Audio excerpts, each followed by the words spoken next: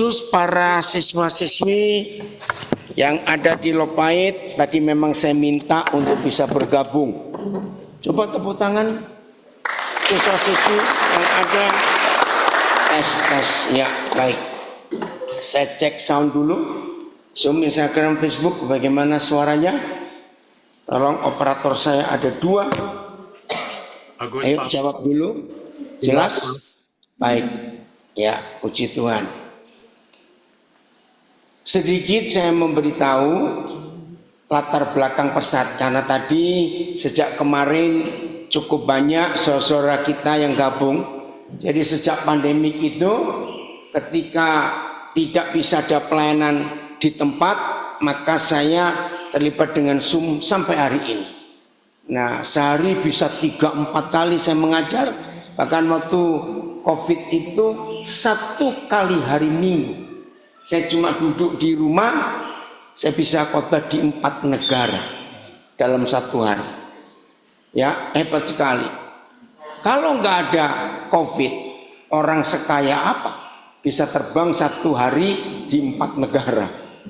Gatot Kaca aja nggak bisa. Oke, nah bersyukur lalu lanjut sampai hari ini.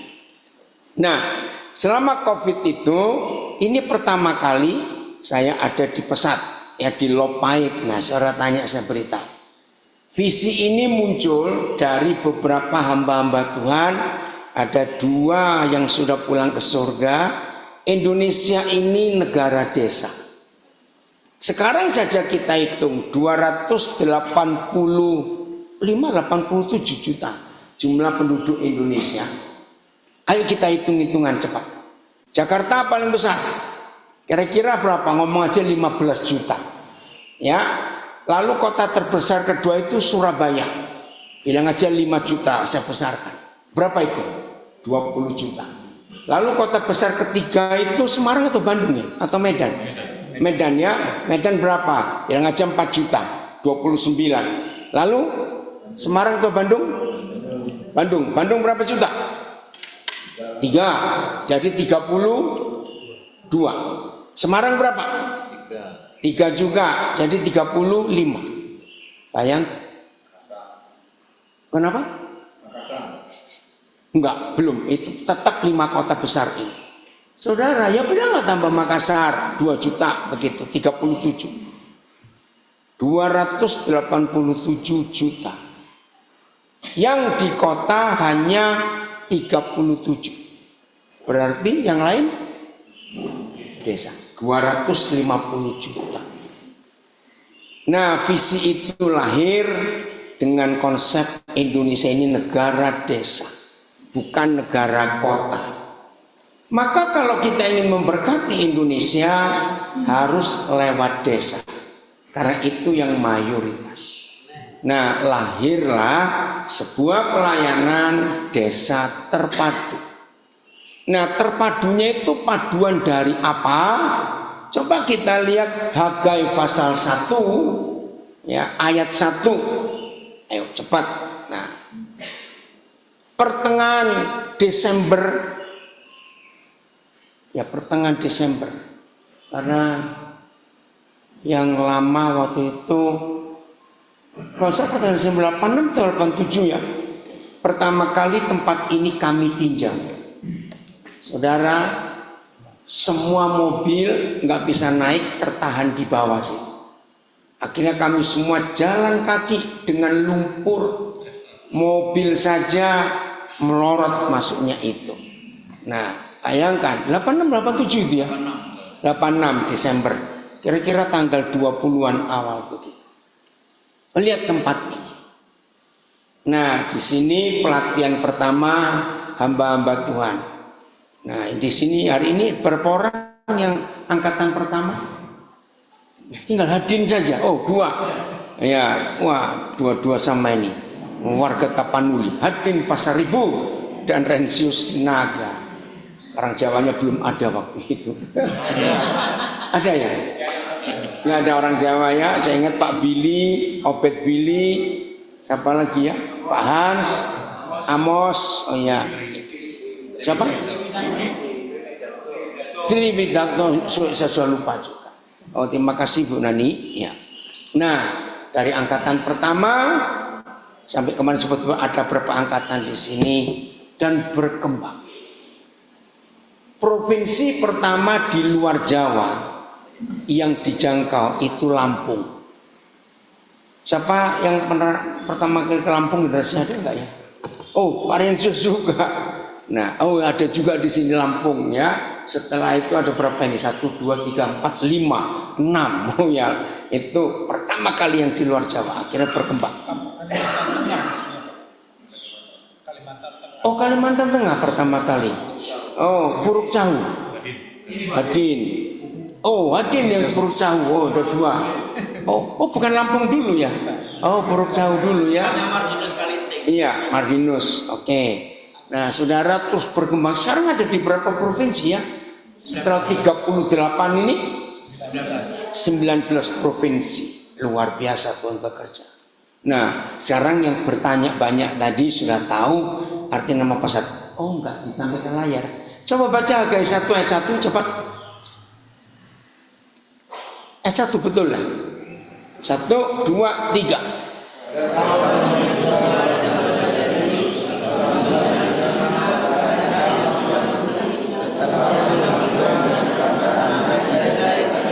Ya, datanglah firman Yahweh dengan perantaraan Nabi Hagai di zaman Darius. Terus apa firmannya? Beginilah firman Yahweh. Bangsa ini ya sekarang. Terus yang ada 3 dikumpulkan itu loh. Ayat 2, ayat berapa? Ayat 3. Terima kasih. Coba baca ayat 3. 1, 2, 3.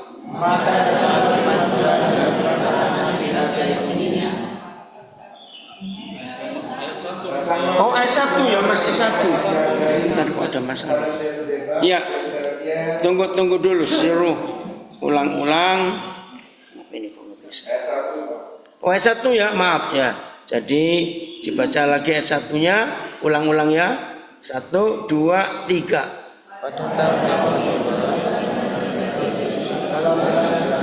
Pada hari pertama bulan itu datanglah firman Tuhan dengan perkataan Nabi Hagai kepada Zerubabel bin Syaltiel, bupati Yehuda, dan kepada Yesua bin imam besar aslinya. Saudara perhatikan 3 yang dipanggil. Pertama bupati, ya itu bagian pemerintahan, ya bagian cendekiawan, ya itu yang dipanggil. Lalu imam besar itu bagian rohani. Bisa sebentar saya ada gangguan ini.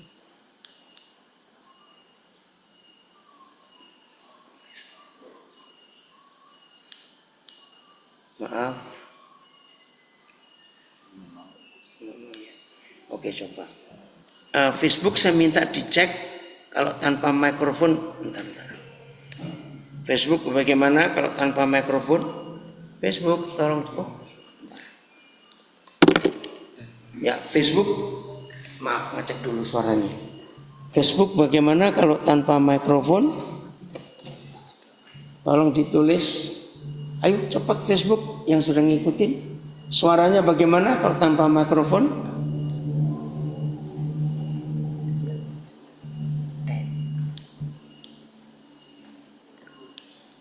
Facebook yang sudah gabung belum respon, coba yang kalian punya dicek suaranya. Bagus ya? Oh, terima kasih. Baik, saya lanjutkan.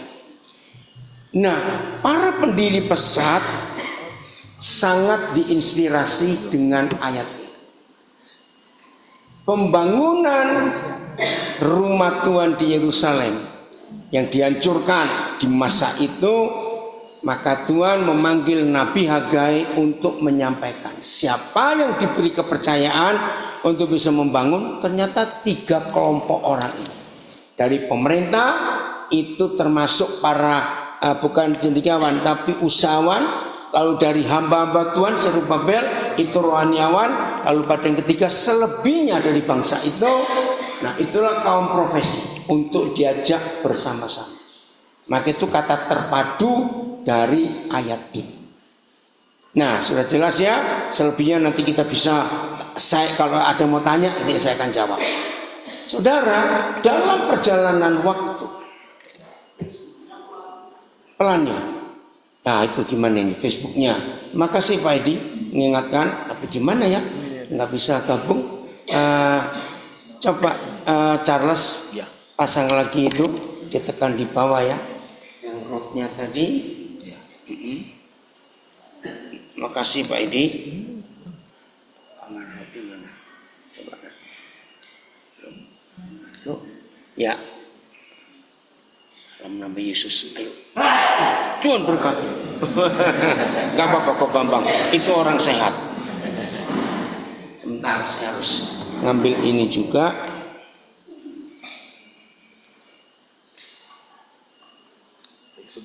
Sini sudah harus dua. Udah?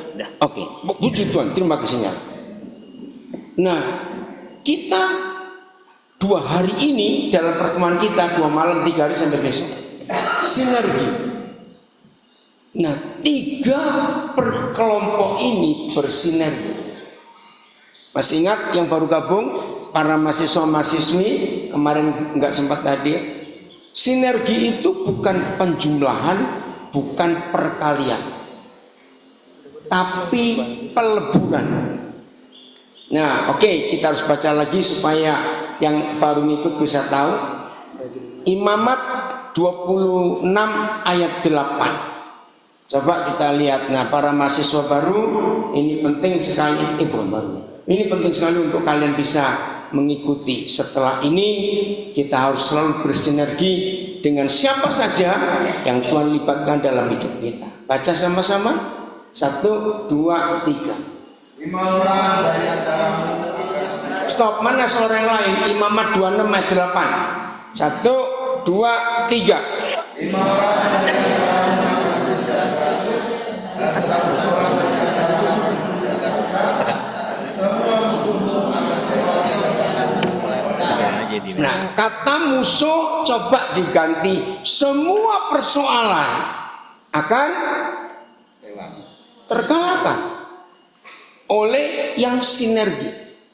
Nah, kalau 5 orang bisa menyelesaikan 100 masalah, lalu 100 orang, kalau ini angka matematika biasa, 5 menyelesaikan 100, jadi 1 orang berapa?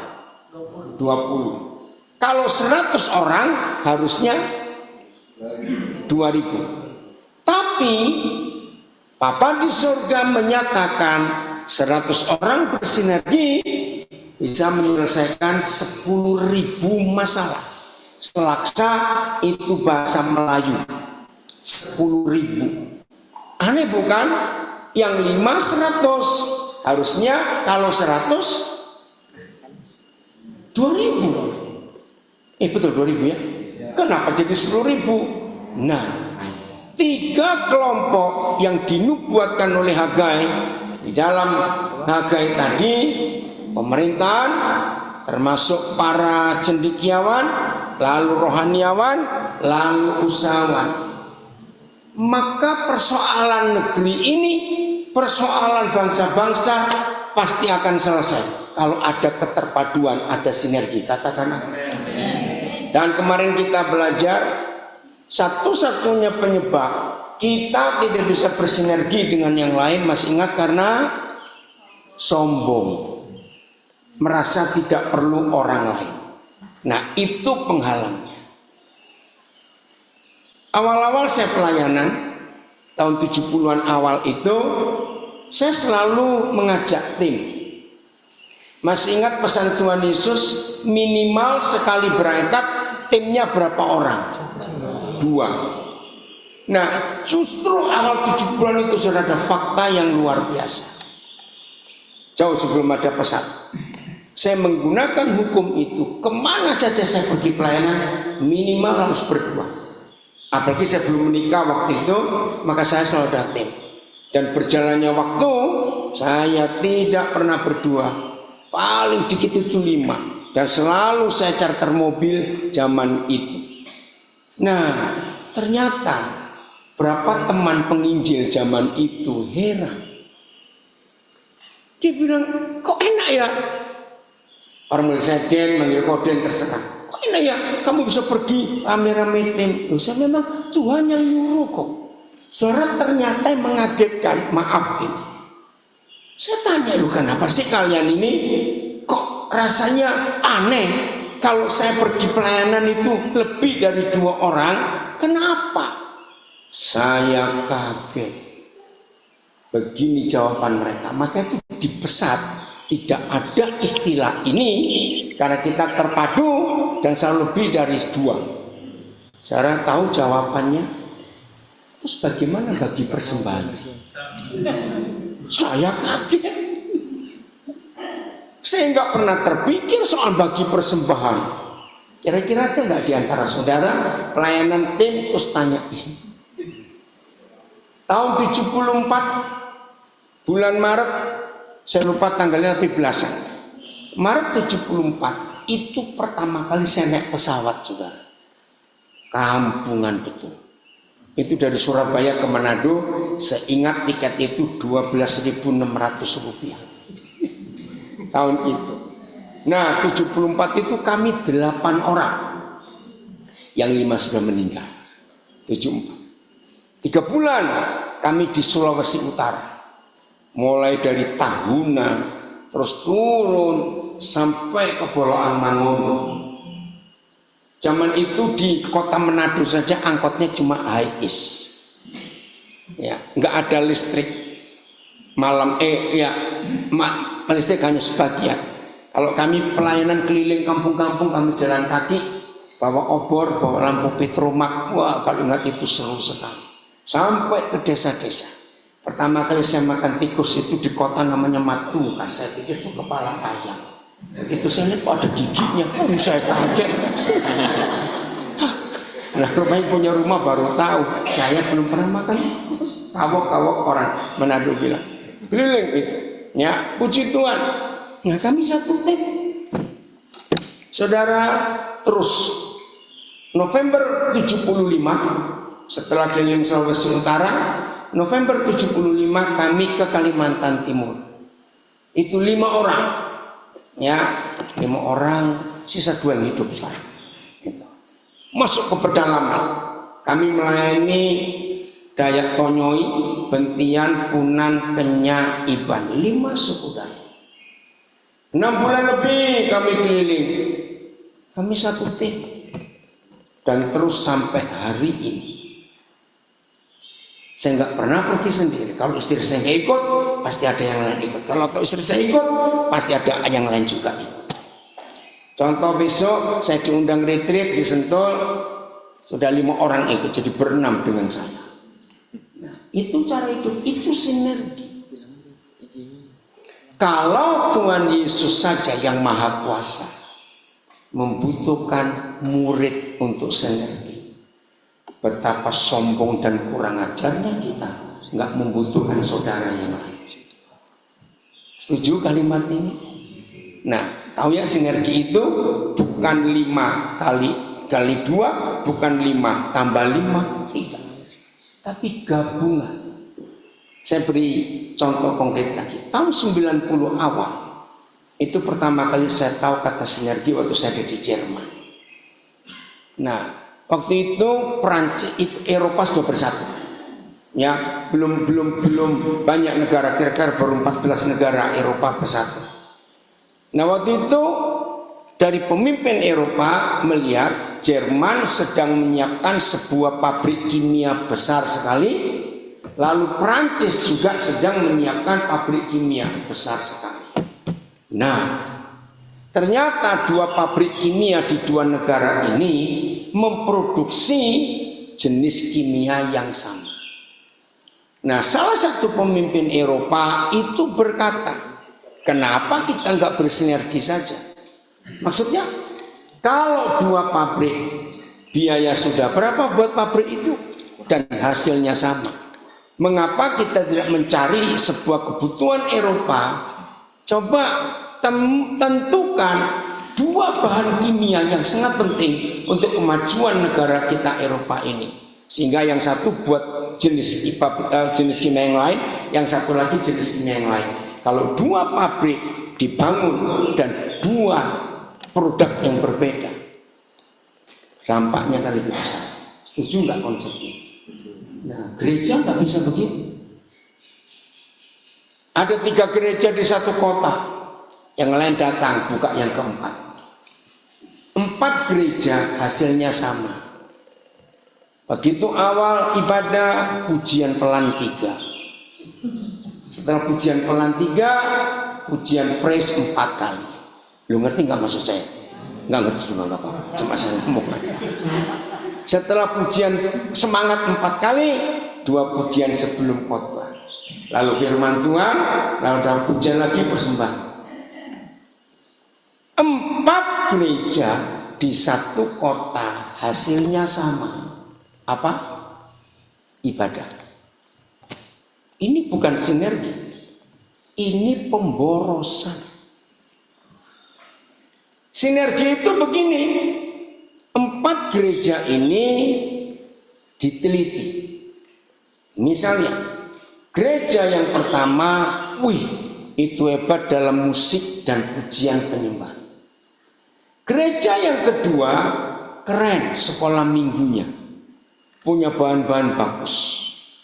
Gereja yang ketiga itu punya pelayanan masyarakat yang sangat berguna. Setiga atau 4 tadi? 3. 4 ya, 3 ya. Gereja yang keempat misalnya, pemuritannya luar biasa. Nah, seharusnya 4 gereja ini para pemimpinnya duduk bersama dengan menemukan kelebihan masing-masing. Misalnya, satu gereja yang sekolah minggunya bagus, yang 3 tidak punya.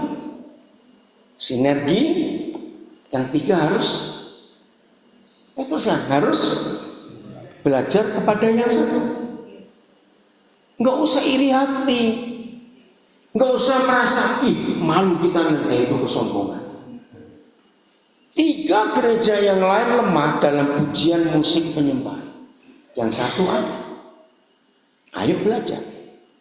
3 yang lain lemah dalam pemuritan, belajar kepada yang hebat pemuritannya. 3 yang lain nggak punya pelayanan kepada masyarakat, tapi yang satu ini punya. Bisa bayangkan sinergi itu. Jadi 4 bukan dilebur, 4 bukan digabung, tapi ditemukan kelebihannya.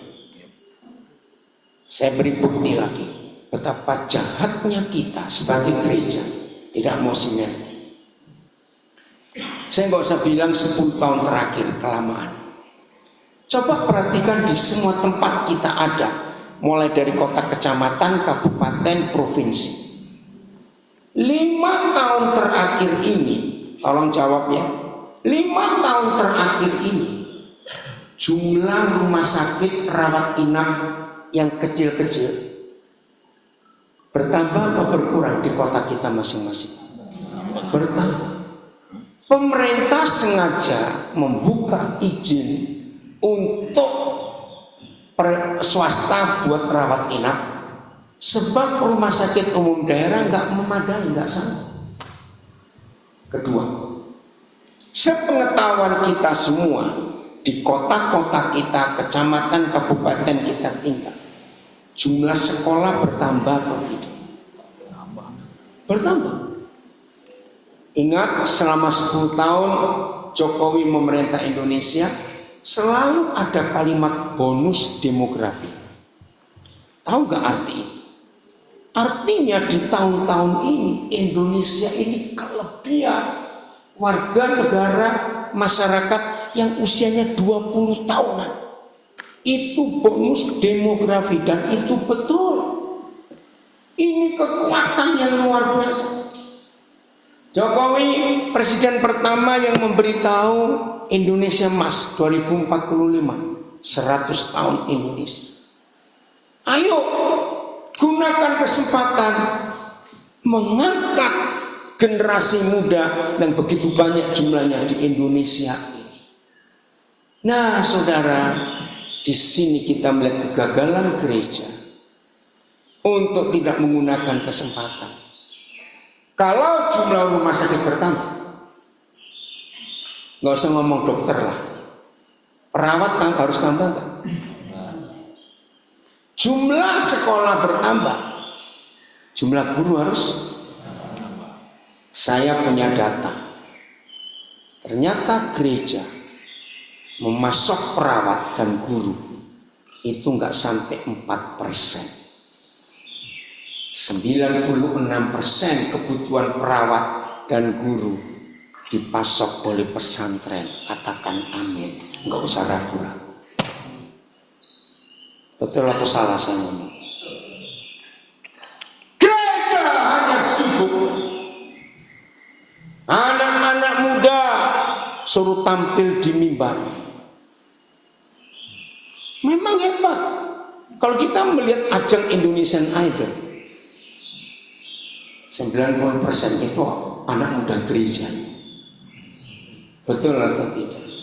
Gembala-gembala goblok tidak melihat kebutuhan masyarakat yang begitu besar. Kapan gereja khotbah? Anak-anak muda masuk ke guruan, masuk ke keperawatan.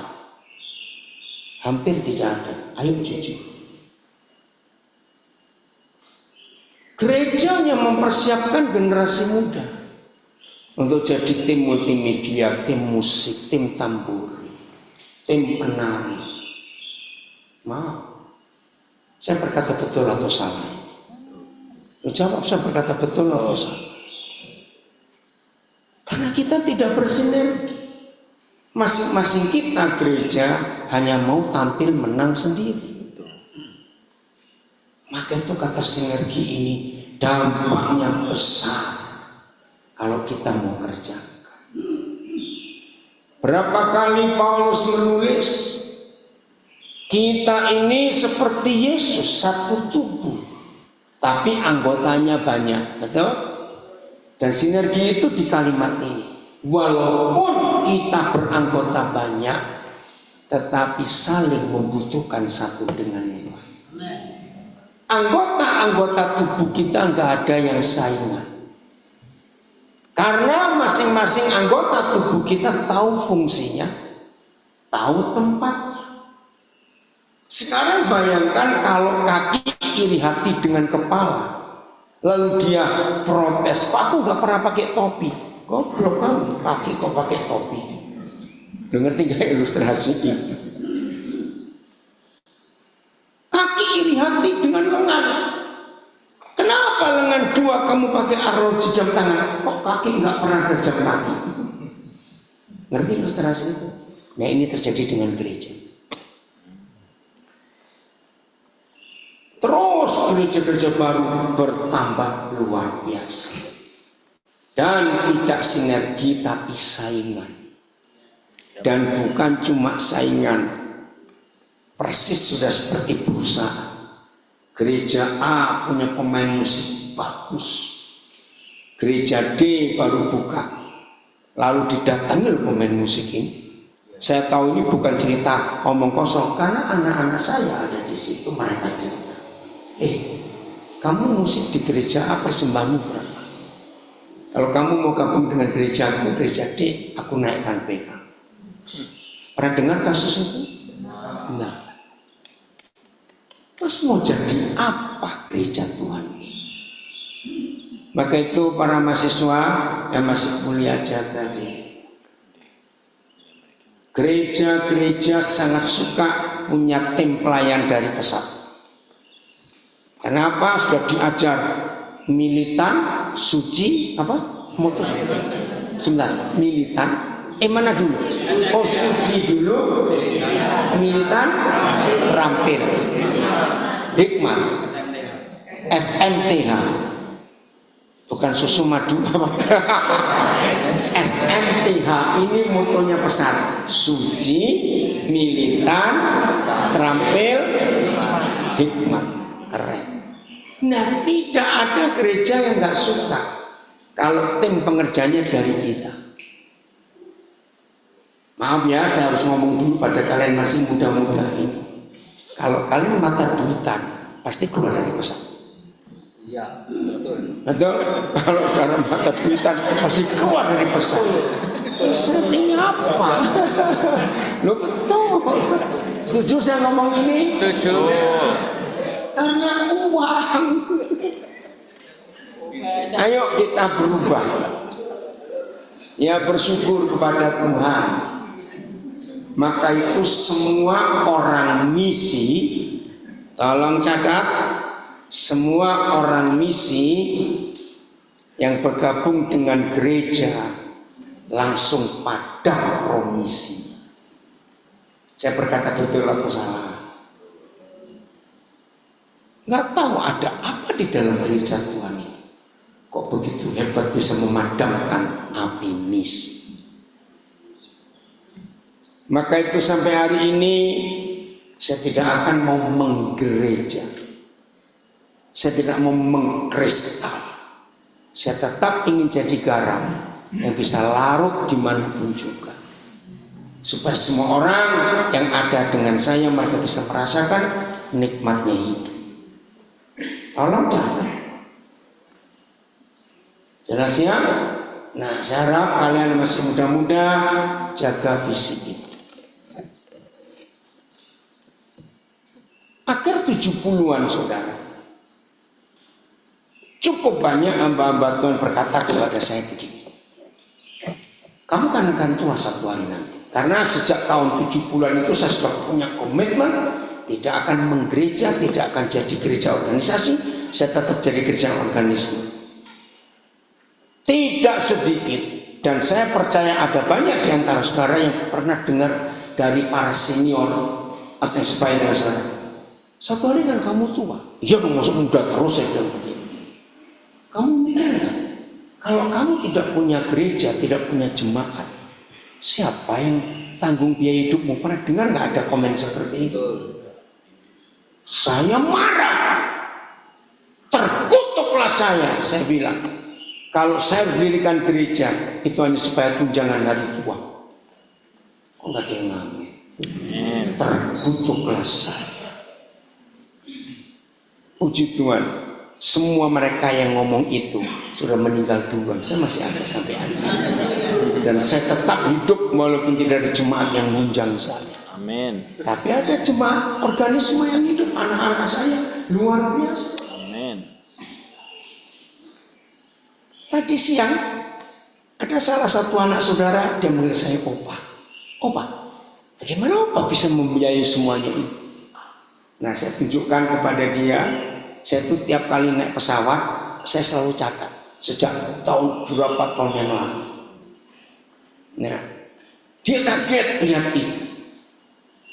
Berarti saya itu rata-rata setiap 2,5 hari satu kali saya naik pesawat. Contoh baru bulan Juni itu sudah 70 kali lebih saya naik pesawat. Baru bulan Juni. Itu saya tulis dari itu. Nah, dia kaget itu lihat jadwal. Nah, saya jawab, berkat Tuhan itu akan ada. Nah, ini sedikit aja ya. Coba buka Lukas 16 ayat 11. Kaget dia. Oh ya begitu Opa. Itu cara Opa itu. Tolong baca Lukas 16 ayat 11. Cepat. 1, 2, 3. Oh, 16 ayat 11. Ya jadi Kalau kamu tidak setia dalam hal dan tidak jujur, ternyata proses keuangan kita itu selalu dinilai jujur atau tidak. Kalau kita nggak bisa jujur dengan keuangan, perhatikan, maka orang itu calon miskin sampai mati. Ada yang amin. Serius. Saya ulangi, kalau kita nggak pernah jujur dalam keuangan, kita ini calon orang miskin sampai mati. Karena ayat ini, siapa yang akan mempercayakan kepadamu harta milikmu sendiri? Itu luar biasa. Saya cuma ceritanya untuk kemuliaan Tuhan. 26 Agustus 2025 saya akan mensyukuri 53 tahun saya jadi hamba Tuhan. Saya mulai jadi hamba Tuhan, saya bukan dari jadi guru sekolah minggu. Kalau dari guru sekolah minggu sudah lebih lama lagi. Saya jadi guru sekolah minggu sejak tahun 69. Tapi saya mulai khotbah itu 26 Agustus 72. Dibimbing oleh Yeremia Rim almarhum, bimbing oleh Om Damaris. Saya pertama kali ketemu Om Damaris itu Oktober tahun Agustus 70. Waktu dia menjadi penterjemah di sebuah KKN besar di Gelora Pancasila Surabaya. Nah sejak itu Om Damaris, saya dipenuhi Roh Kudus. Om Damaris yang mendoakan Oktober 71. Terus saya mengalami pertumbuhan itu. Nah ketika saya dibimbing dimuridkan oleh Yeremia Rim 26 Agustus 72, dia dorong saya, "Den, mulai kamu sampaikan firman." Nah itu saya tandai hari pertama saya menjadi memberitakan firman. Nah 53 tahun kurang sedikit saya lihat kesetiaan Tuhan luar biasa, hebat sekali. Maka itu jangan sibuk dengan uang, jujurlah, maka harta yang sesungguhnya akan jadi milik kita. Amin. Ini kebenaran yang luar biasa. Jelas?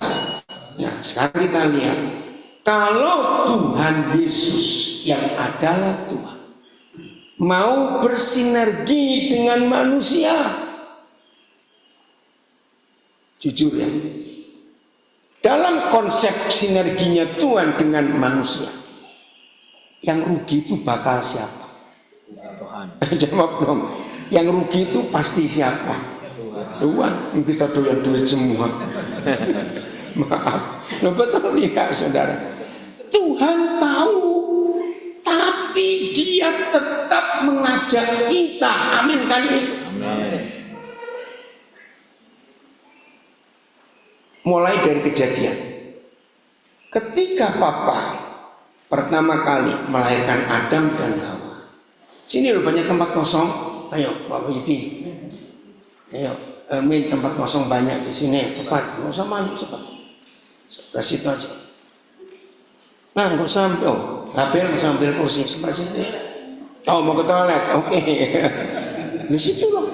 Udah, saya ulangi ya dengan waktu Adam dan Hawa, Papa lahirkan ke dunia ini. Dalam tanggung jawab visi yang Tuhan beri, mereka gagal atau berhasil?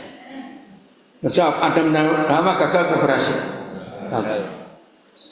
Tuhan diam sebentar. Tuhan panggil Nuh.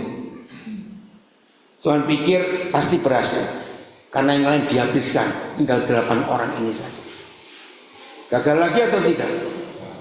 Gagal lagi. Waktu berjalan terus, akhirnya Papa merubah strategi, panggil Abraham. Masih ingat? Proses berjalan terus. Gagal lagi enggak keturunan Abraham? Gagal. Harusnya keimamatan itu untuk seluruh bangsa. Tapi di hari pemberontakan mereka, Keluaran 32, murka Yahweh luar biasa. Tinggal satu suku yang tersisa yang tidak ikut menyembah. Suku apa itu? Masuk lupa. Lewi. Maka dari 12 terpilih Lewi. Gagal lagi. Anak Imam Eli dan macam-macam lagi. Terus Daud dipilih dengan cara yang luar biasa. Gagal lagi. Kira-kira bulan Agustus tahun 96, itu baru 2 tahun sekolah berpola asrama di Nabiri berjalan. Suatu siang saudara, antara jam 3-an begitu, pokoknya sebelum jam 4, 2, 3, saya lagi santai di rumah. Saya lagi duduk sandar di dinding, panas. Tiba-tiba Roh Kudus bilang, kamu ke asrama. Saya bilang, Papa, jam ini jamnya tidur anak-anak. Tapi Roh Kudus desak, kamu ke asrama. Ya udah. Dan seringkali seperti yang tadi siang saya cerita, hampir 100% pewahyuan firman yang saya dapat itu ketika ketemu dengan hal-hal dalam hidup sehari-hari. Masih ingat ya tadi siang? Saya sadar, oh berarti Roh Kudus akan ngajar saya di asrama. Tapi anak-anak tidur. Nggak mungkin, saya tuh sering kumpul anak-anak karena Tuhan Yesus mengajar, belajarlah kepada, belajarlah kepada anak-anak supaya masuk surga. Jangan pernah belajar dari pendeta, malah nggak masuk surga, karena pendeta banyak politiknya. Nah, yang tersinggung itu pendeta politik, gitu aja sudah. Yang tidak tersinggung itu pendeta beneran. Haleluya. Maaf. Belajar dari anak-anak. Wah ini dia ini Pak Beni baru datang, Bu Yohana Ginting. Puji Tuhan, nurut tadi dipanggil. Oke ya. Jadi waktu mereka tidur, saya bilang mau ngapain saya ini? Gitu. Ya udah, saya nurut. Ya betul. Sampai asrama anak-anak itu tidur.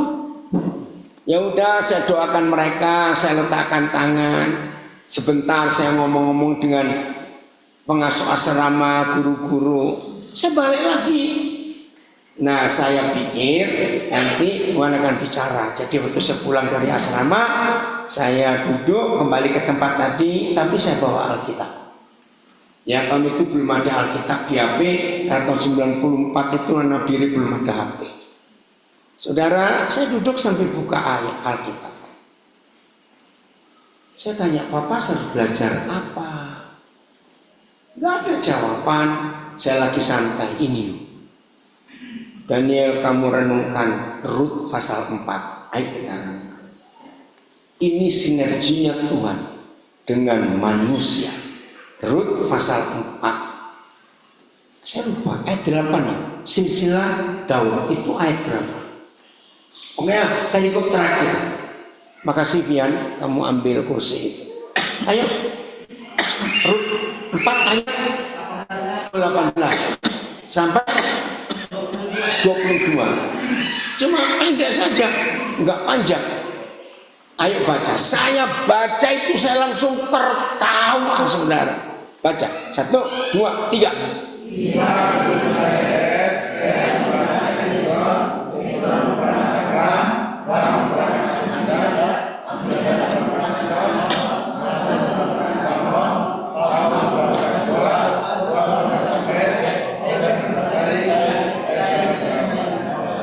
Saya tertawa gini, maka itu saudara, dengan Papa kita di surga bebas saja, mau marah-marahlah. Saya ngomong, saya tersinggung loh Papa kalau begini adanya.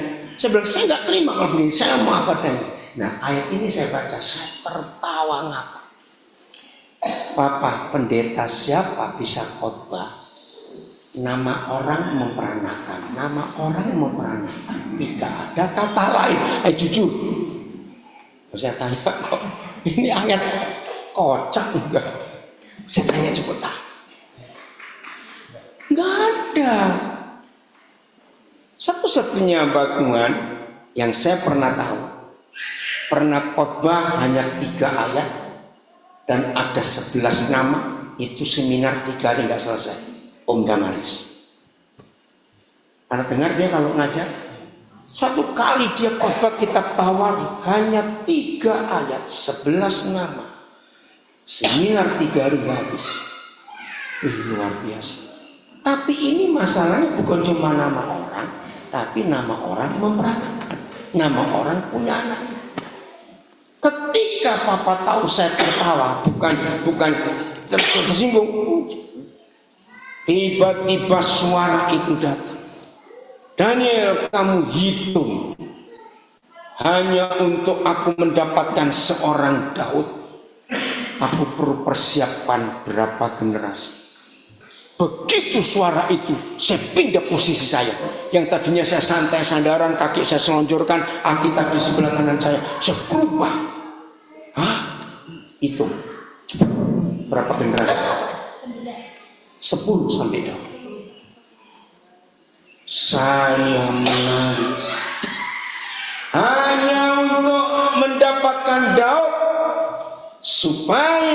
penyelamat dunia lahir. Siapa itu? Yesus, anak Daud. Perlu persiapan 9 generasi, dan generasi ke-10 itulah Tuhan tanyalah, aku gagal atau berhasil? Lu sama? Daud gagal atau berhasil? Gagal. Sudah pembunuh, pejinah lagi. Ngeri sekali. Saya pindah posisi duduk, saya berlutut sujud. Sejak itu soal pernikahan harus teliti. Dipersiapkan 9 generasi saja masih on. Apalagi tanpa persiapan. Ada yang belajar sosial politik, hitungan satu generasi itu berapa puluh tahun? Coba 45 janda berapa? 5 kalikan 9. Saya pencipta alam semesta yang maha agung, maha dahsyat, tetap butuh manusia. 450 tahun persiapan. Kurang apa? Sejak itu Tuhan membawa saya pelayanan generasi sampai hari ini.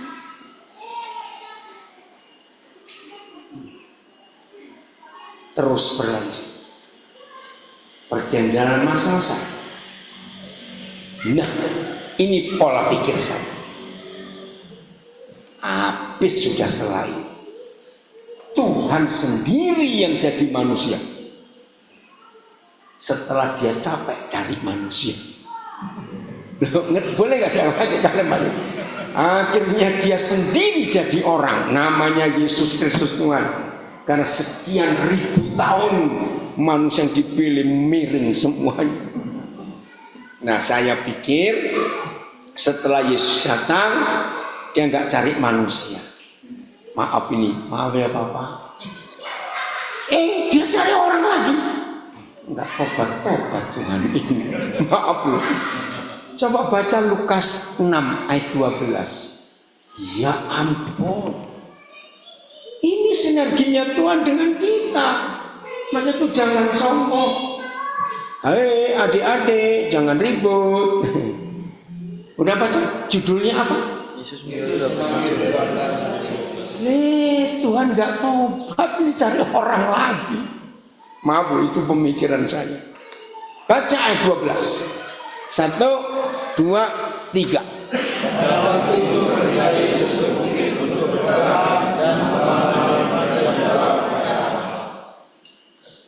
Ayo belajar. Doa semalam-malaman itu penting atau tidak? Penting.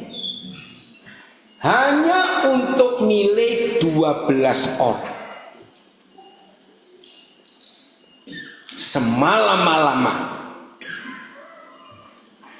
Lalu kalau saya baca 13, besoknya ketemu siapa? Kalau saya dibaca. Dipilih dengan doa semalam-malaman. Lulus semua? 3. Bukan 1, 3 yang konslet. Bukan 1. Jelas Yudas, 2 Petrus, 3 Thomas. Ayo belajar. Hanya punya 12 murid untuk sinergi.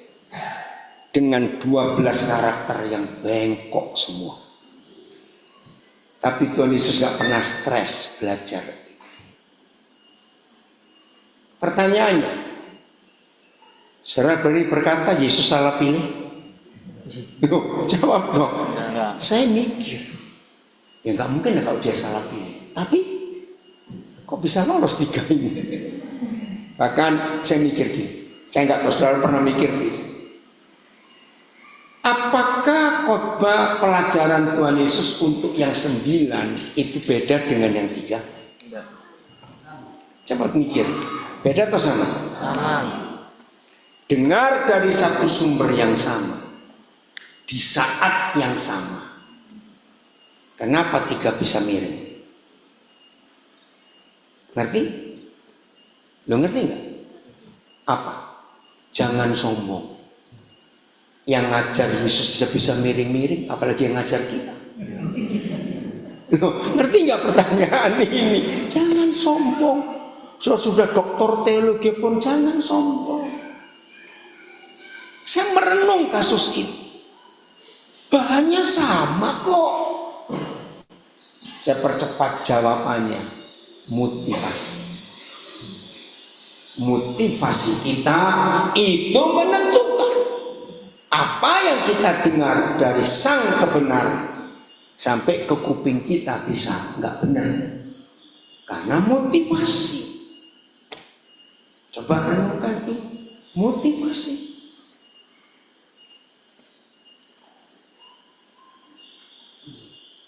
Siapa pernah bertanya, loh, ya kenapa sih dia tuh pilih Yudas? Ada banyak orang bertanya. Tuhan beri saya jawaban. Kalau Yudas nggak kepilih, dengar, kita pun pasti nggak kepilih. Kok nggak amin? Lu jawab. Ada unsur yang sama nggak kita dengan Yudas? Aku maaf. Lu ada tidak? Maka tuh jangan tanya. Seperti dia lebih baik aja dari Yudas. Maaf. Aduh. Itu Tuhan kita Yesus. Jadi kalau kita bersinergi, asal Tuhan tunjukkan, asal dia tunjukkan, walaupun saudara kita mengajak sinergi nggak benar, kalau Tuhan Yesus yang tunjuk, jangan berani menolak.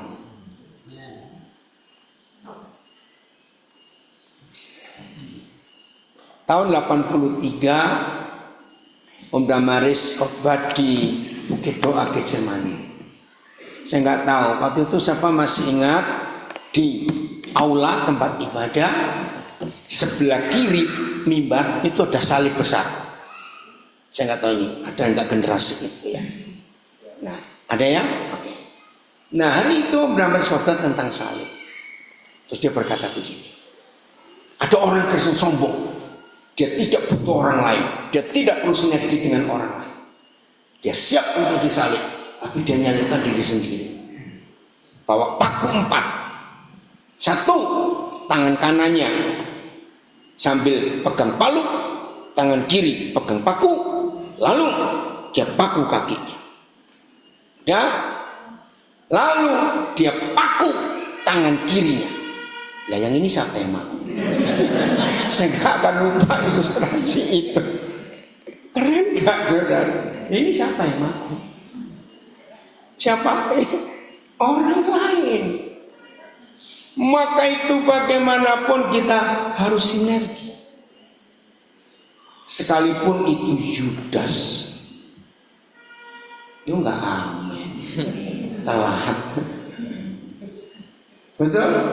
Maka kalau dalam pelayanan kita ada Yudas, ucapkan syukur. Berarti kita cepat sempurna. Amin. Amin. Kenapa? Bukan bersyukur. Kita cepat sempurna. Serius. Nah, kalau Petrus lain lagi. Saya makin belajar tentang hidup Petrus. Maaf. Saya nggak akan pernah kasih nama anak laki cucu laki Petrus. Nama jelek. Maaf, jangan tersinggung. Iya, yang saya terlanjur punya nama nggak apa-apa, jangan ganti nama mahal, ganti nama itu ke pengadilan. Aduh, luar biasa. Thomasnya lagi, ada gemesin betul. Ingat, Yesus yang Maha Kuasa saja perlu orang. Siapa kita kalau nggak perlu tim dalam pelayanan? Setuju ya? Dan siapapun yang Tuhan tunjuk, terima. Ini kehebatan Tuhan kita yang betul-betul luar biasa. Nah, saya pernah jadi guru sekolah minggu hampir 14 tahun. Satu kali saya mengajar, ini kelas dewasa, kelas 6 SD, tentang perjalanan Israel menuju ke Kanaan dari Mesir. Dengan semua kesulitan masalah mereka di padang gurun yang sampai begitu rupa. Ada satu anak di kelas saya itu dengan wajah mimik yang serius memperhatikan saya. Saya pikir ini anak pasti mau tanya sesuatu. Setelah saya mau selesai, saya beri kesempatan. Kamu mau tanya? Ya langsung mengatakan. So Tuhan itu punya malaikat banyak enggak? Saya pertama mikir, hubungannya apa ya? Kalau saudara gurunya, saudara jawab apa? Punya. Nah, saya menghitung kira-kira dipimpin Musa itu 4 juta orang, saudara. Dari mana saya tahu 4 juta? Bilangan pasal 1 itu ada angka 600 sekian puluh ribu anak laki yang 20 tahun ke atas. Nah, kalau anak laki pemuda umur 20 tahun ke atas cuma 600 sekian puluh ribu. Orang Israel anaknya banyak. Bilang aja kita bagi separuh. Ya, artinya setiap warga Israel punya 5 anak laki. Nah, coba dibagi 600 mau 620 dibagi 5 jadi berapa orang tuanya?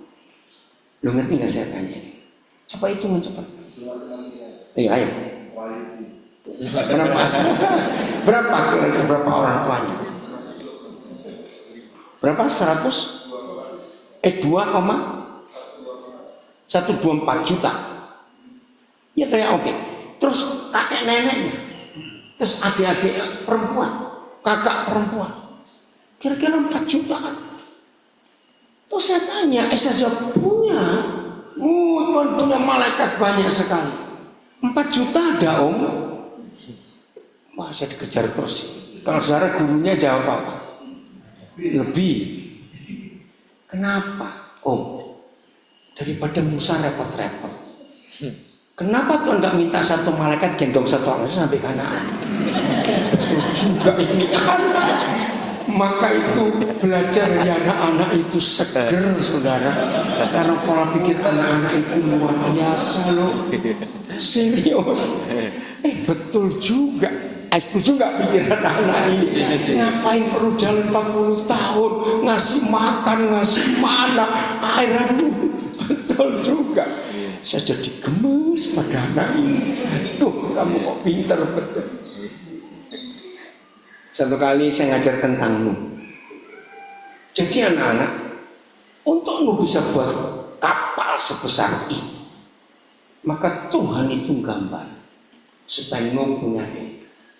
Ada anak yang kritis di kelas saya. Om, Tuhan gambar pakai kertas apa? Ya ampun, ya anak. Loh, serius. Maka itu untung jadi guru sekolah minggu, saudara. Nah, karena saya punya konsep anak-anak itu belajarlah kepada anak-anak. Artinya siapa dosen, siapa mahasiswa. Lu cepetan saya. Siapa dosen, siapa mahasiswa. Anak-anak, dosen. Kita? Nah, kalau ada mahasiswa 2 orang, punya 3 dosen, tapi nggak lulus karena mahasiswanya kurang ajar pada dosen. Nggak ngerti? Jangan ulang. Kalau ada 2 mahasiswa punya 3 dosen, siapa 2 mahasiswa ini? Bapak Ibu punya 3 dosen. Siapa dosennya? Anak-anak. Kalau mahasiswanya berani kurang ajar pada dosen, siapa itu? Nah, lu kok gak usah ragu-ragu. Nah, saya. Makasih Pak Sumberan jujur.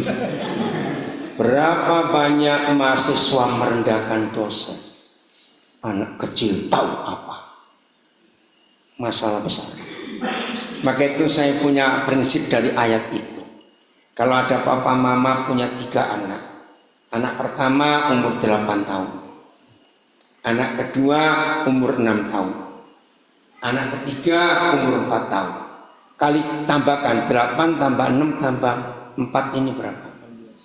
16. 18. 6 8 6 4 18. Berarti 2 mahasiswa ini sudah kuliah 18 kali 2 itu berapa? 36 semester masih nggak lulus, tambah 2 dosen lagi. Loh, kok nggak percaya? Ini kebenaran, kita harus tahu. Amin. Tambah lagi, berarti mahasiswanya belum pinter, dosennya kurang banyak. Nah, saya kalau ditanya oleh anak-anak, saya selalu bilang, anak-anak minggu depan Om jawab. Jadi seminggu itu saya belajar kertas apa. Nah, terus saya tanya ke teman-teman guru selama ini, mereka tuh punya jawaban yang serentak. Maka itu kalau di kelas semua ada anak kritis, hati-hati kalau ngomong. Ya tapi gimana soal? Wah, sudah hari Jumat ini belum ketemu kertas apa. Hari Sabtu bilang, Tuhan besok saya ujian ini Tuhan, kertas apa ini Tuhan? Roh Kudus hebat. Tiba-tiba Roh Kudus tunjukkan Yohanes 8 ini, sehingga Yesus melukis di tanah. Bilang terima kasih, nggak pakai kertas, pakai tanah. Wah, saya bersyukur. Saya berkata, lulus saya besok. Serius. Saudara, perhatikan mimik wajah anak. Saya punya banyak bahan, hanya 1 ayat. Belajarlah kepada anak-anak. Siapa pernah memperhatikan anak kecil kalau bohong? Enggak kok mahe, enggak. Ngerti nggak? Mimiknya kelihatan. Nah, tapi setelah kita dewasa, kok nggak bisa begitu lagi ya? Karena kita sudah banyak politiknya masalahnya. Lu benar lo, mimik wajah anak itu. Kalau bohong itu, saya gemes sekali, ini anak mamamu dibohongin. Enggak kok mahe, enggak. Betul? Itu menyenangkan sekali. Wajah anak-anak seperti itu. Apa? Kenapa? Stop. Kenapa Sak? Banyak kepalsuan. Iya betul, karena banyak politik punya kepalsuan raja kita ini. Serius. Saya gara-gara ayat itu, coba. Saya jadi suka memperhatikan bayi tidur atau anak kecil tidur. Anak kecil ya. Wajah mereka itu teduh sekali. Betul gitu. Wajah anak kecil tidur itu gak ada beban sama sekali. Maka itu saya senang. Awal-awal saya menikah, istri saya bingung. Kamu kok suka merhatikan anak kecil tidur? Wajahnya itu menyenangkan sekali. Betul? Nah, kenapa kalau kita tidur wajahnya nggak bisa begitu? Nah, jawabannya, ini jawabannya. Karena di wajah kita duit semua, duit uang. Ayo ngaku, angka semua. Betul juga, ini Roh Kudus ini luar biasa. Beban itu, aduh Tuhan ampuni kami. Maka itu saya punya banyak pelajaran ketika kumpul dosen-dosen ini. Benar. Maka itu sampai hari ini anak-anak itu suka dekat dengan saya. Karena saya menghormati mereka sebagai dosen. Satu kali lagi, saya lagi ngajar tentang kemahakuasaan Tuhan. Tiba-tiba ada berapa anak, Om, apa itu Tuhan Maha Kuasa?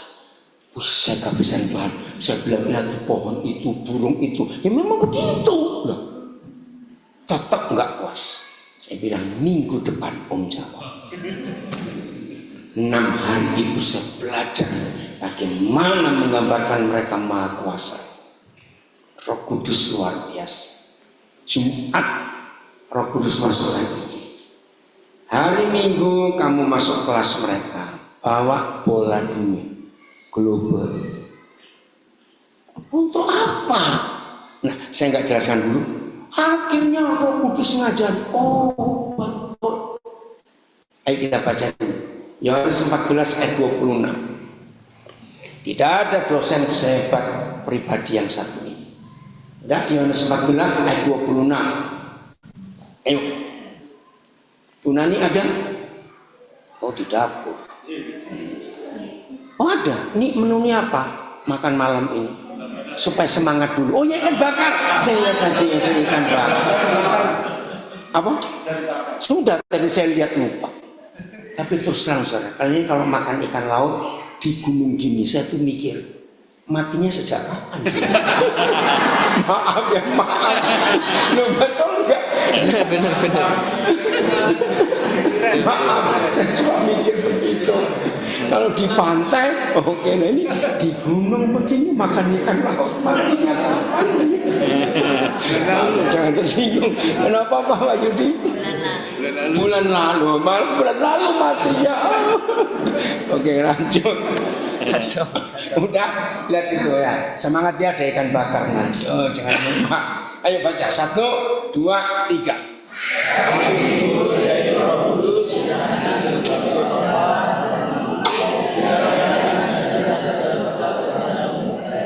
Stop dulu. Nanti yang bagian kedua. Siapa nama Roh Kudus di ayat ini? Penghibur. P-nya huruf besar. Berarti ini keren sekali. Kalau kita mendengar kata penghibur, kerjaannya apa? Profesinya? Nggak mungkin masak. Menghibur. Tapi luar biasa. Kerjaannya aneh. Nah ini yang tadi siang saya itu 90% lebih menemukan rahasia firman dalam hidup sehari-hari. Berkali-kali saya melihat, maaf ya, mama-mama itu kalau ngajar anak bisa sabar enggak? Nah, jangan ngajar anak, malah goblok anak.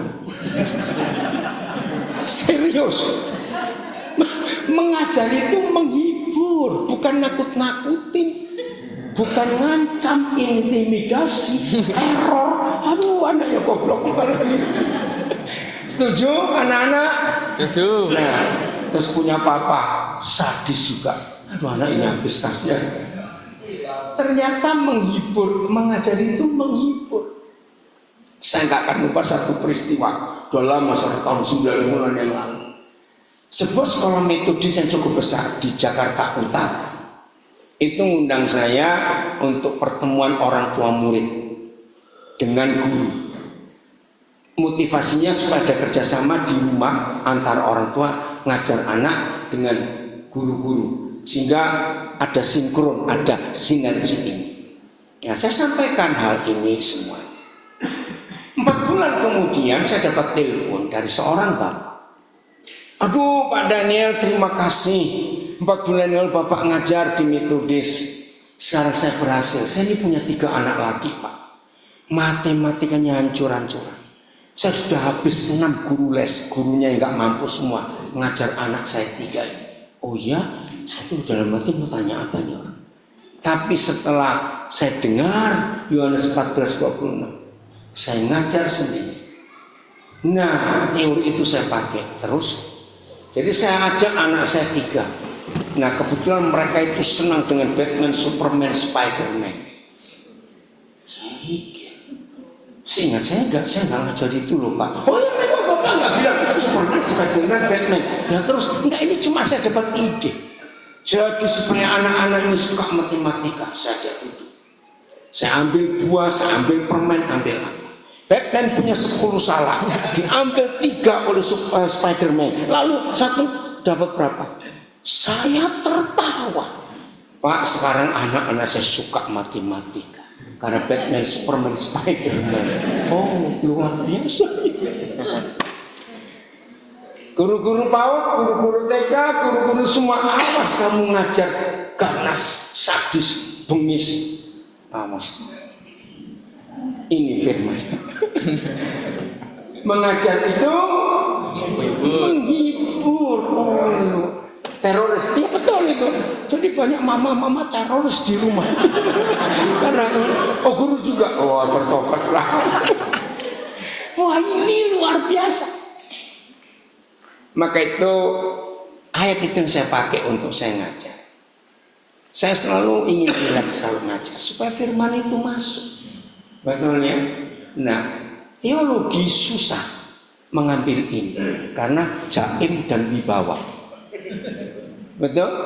Makin tinggi gelar seseorang itu, makin sulit merendah. Amin kan? Usah takut. Amin. Jaim tadi itu nggak bisa luwes, nggak bisa rileks karena kaku. Ayo berubah. Setuju sama ini? Nah, akhirnya saya bawa bola dunia. Anak-anak ayo kumpul. Saya taruh meja agak tinggi.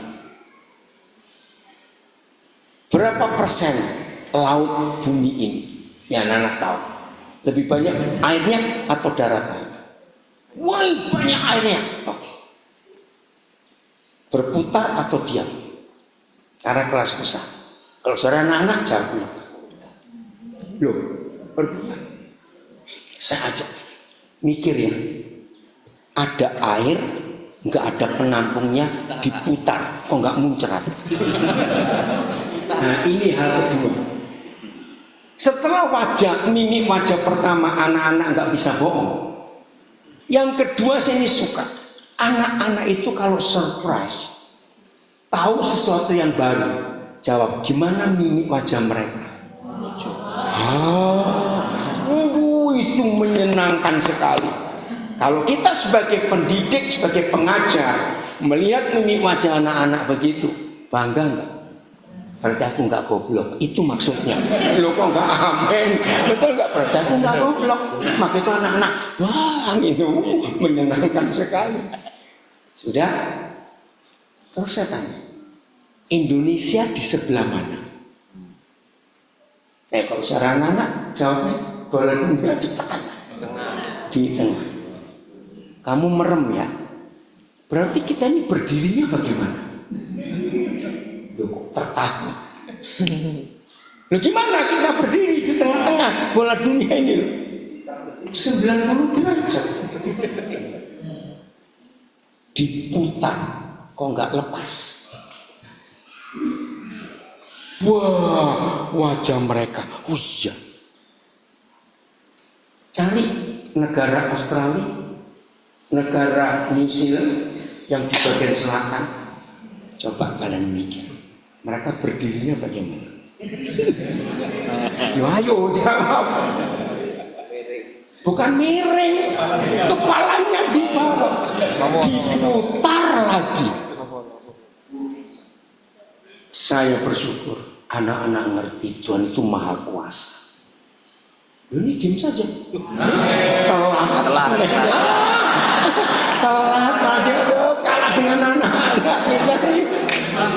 Lansia, kasihan. Ada alasannya. Seru loh saudara, betul tidak? Kenapa terpesona? Oke. Maaf, izinkan saya mengatakan. Belum pernah. Izinkan saya ngomong. Teologi itu merusak kebenaran.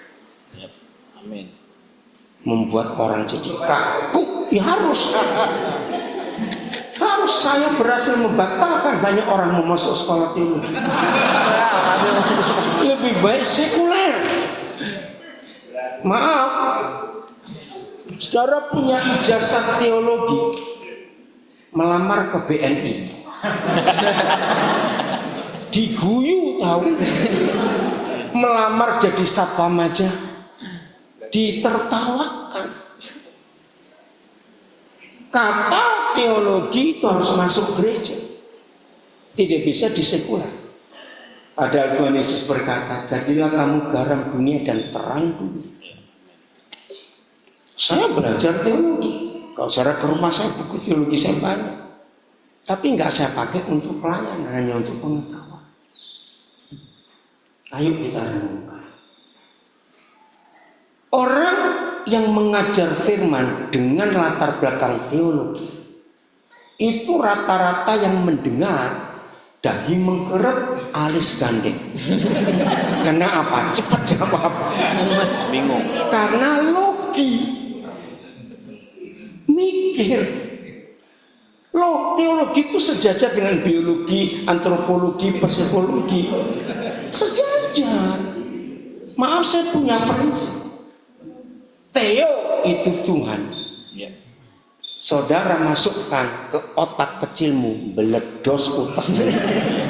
Yang nggak Jawa nggak usah tahu. Nah, otak sekecil ini loh. Theo dimasukkan, jebol. Maaf. Saya belajar teologi nggak apa-apa, tapi bukan untuk pelayanan, bukan untuk hidup. Hidup itu karena Roh Kudus. Lihat cara saya ngajar. Terima kasih Roh Kudus. Kau mengajarkanku. Saya cuma saksi supaya saudara tahu. Hampir tiap kali saya ngajar, selalu ada kesan. Ayat-ayat itu sering saya baca loh. Kenapa saya kok susah mengerti? Tiap waktu kau ceritakan, saya bilang ini karena Roh Kudus. Masih ingat Paulus berkata, huruf itu mematikan, tapi roh itu menghidupkan. Ini andalkan Roh Kudus, hasilnya akan luar biasa. Maka yang mendengar akan ikut hidup, karena roh itu menghidupkan. Catat ini baik-baik. Maka itu saya tidak akan bisa diterima di pesat untuk ngajar. Lain. Ini kan permintaan alumni yang tua-tua. Lain. Bukan pengurus pesat pusat yang minta saya. Kenapa? Maka itu saya ingin mereka belajar supaya ada keseimbangan antara logika dengan kuasa Roh Kudus. Harus begitu. Kenapa? Ya sekuler saja kuliahnya. Ya. Oke. Nggak usah nunjuk orang. Keren ya. Jadi siap untuk bersinergi. Harus Tuhan aja perlu kita kok. Jangan sombong kita ini. Ada 1-2 orang mau tanya, saya beri kesempatan. Ayo 1-2 orang. Ini ngerti semua atau nggak ngerti semua? Silakan 1-2 orang, nggak apa-apa. Ya. Kalau iman dan ilmu itu digabung. Ya. Kalau iman dan ilmu itu digabung hasilnya apa? Kalah bom nuklir. Oke, ini pertanyaan bagus. Tadi kita sudah baca Yohanes 14:26. Roh Kudus itu satu-satunya pribadi sebagai dosen yang mampu mengajar kita tentang segala sesuatu. Sekarang buka, ini nggak cuma saya jawab, bukan cuma untuk party, untuk semua kita. 1 Korintus 2 ayat 10, cepetan. Nggak apa-apa bagian dapur telat dikit makanya. Lo yang sebagai dapur sana kok jauh. Iya, kan saja. 1 Korintus 2 ayat 10, cepat baca. 1, 2, 3. Karena kepada kita Allah menyatakan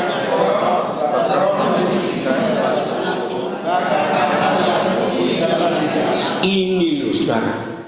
Ingat kemarin saya bilang, sudah lebih 30 tahun saya tidak pernah baca buku rohani satu. Karena makin saya baca buku rohani, saya makin rohana, makin bingung. Saya selalu mengkonsumsi buku-buku ilmu pengetahuan saya untuk melihat hebatnya Alkitab. Gara-gara 2 ayat. Roh Kudus itu satu-satunya dosen yang mampu mengajar kita tentang berapa? Lah ayo ingat, segala sesuatu itu berapa? Tidak terhitung. Lalu ayat 10 1 Korintus 2, Roh Kudus itu mampu mengajak kita untuk berapa? Dalam bahasa ilmu pengetahuan, to search, menyelidiki. Salah satu penyebab besar bangsa Indonesia kalah dengan Malaysia dan Filipina. Kalau Singapura bisa dibandingkan kejauhan kita. Filipina dan Malaysia jauh sebelum Jokowi, mereka sudah punya lembaga research. Maka itu mereka maju.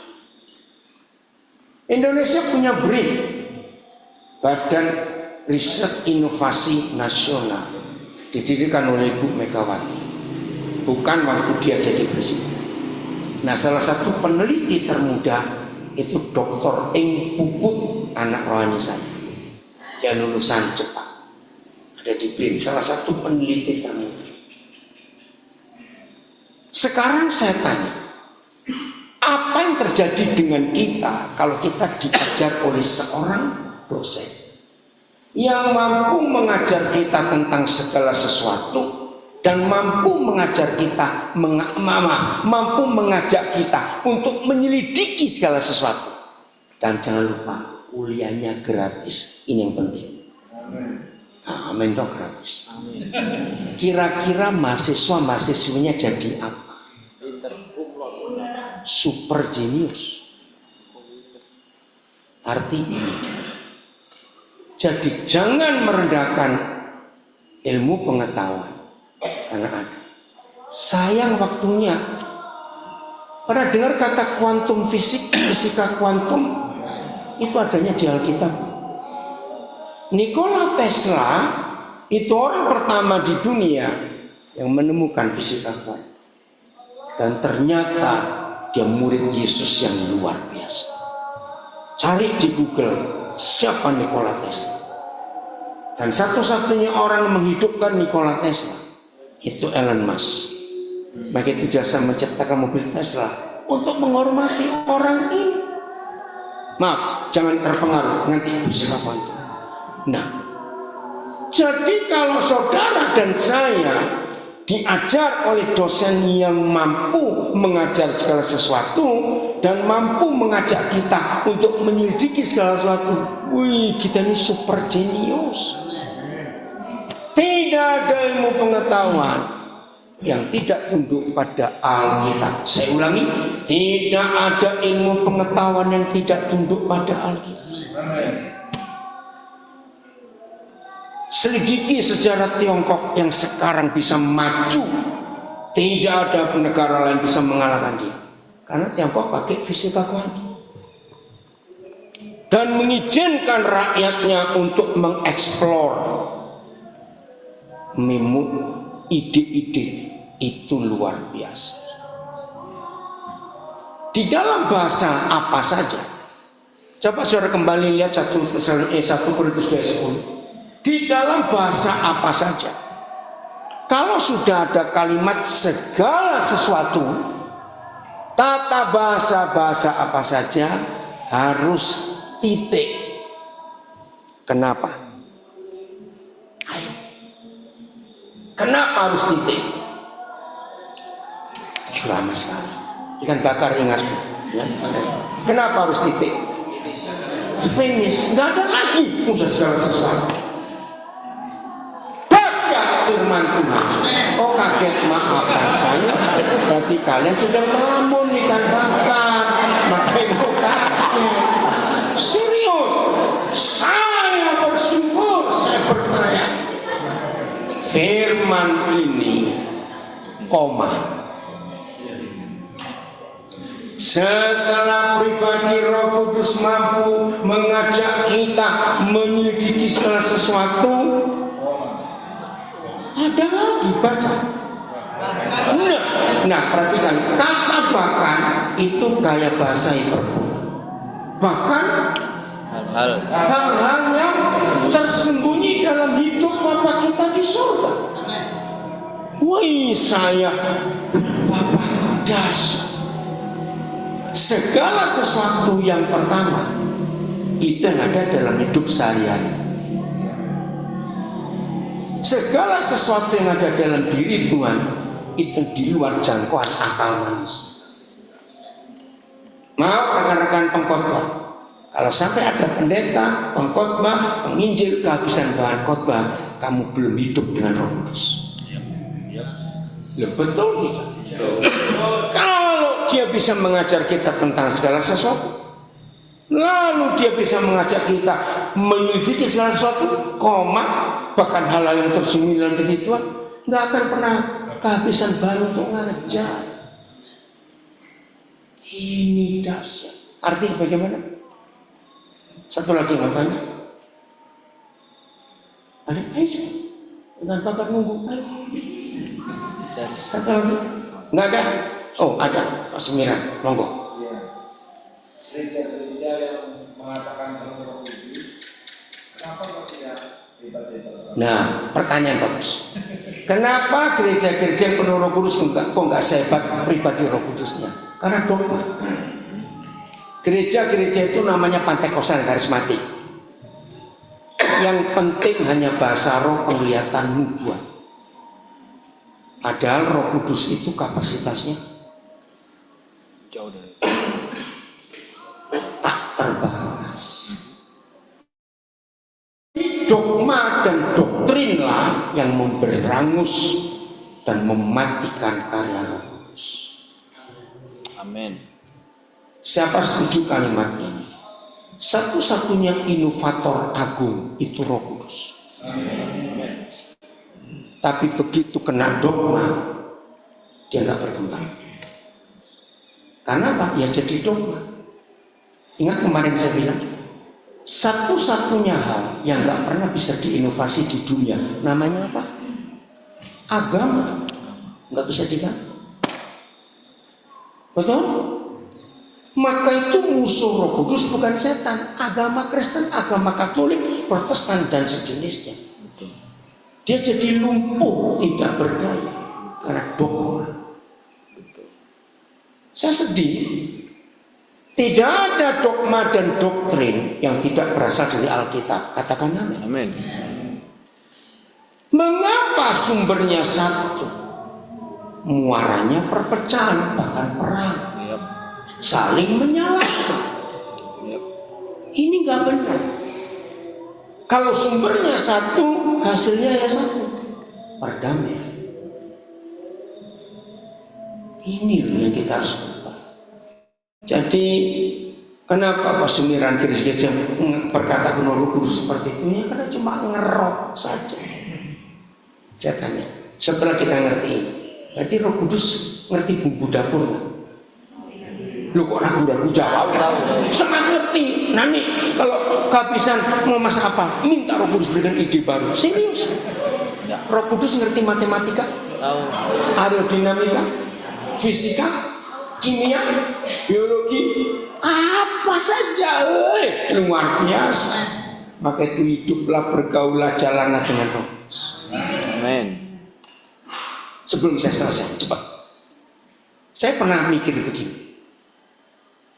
Petrus dengan Paulus, Petrus lagi nggak apa-apa. Siapa yang pernah hidup dengan Tuhan Yesus? Jelas Petrus. Saulus benci kok. Mana pernah hidup? Betul?